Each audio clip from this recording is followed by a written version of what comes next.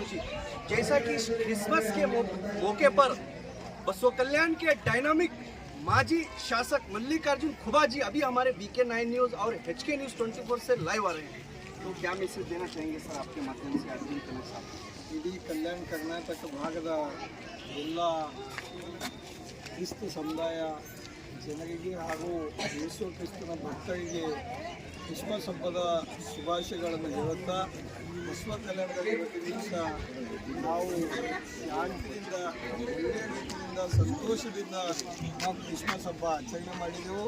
ನಾನು ಯೇಸು ಕ್ರಿಸ್ತ ಹೋಗಲಿ ದೇವರಲ್ಲಿ ಪ್ರಾರ್ಥನೆ ಮಾಡ್ತೀನಿ, ಸದಾ ನಮ್ಮ ಬಸವ ಕಲ್ಯಾಣ ಜಿಲ್ಲಾ ಶಾಂತಿದಾಗೆ ಇರಬೇಕು, ನಗುತ್ತಾ ಇರಬೇಕು.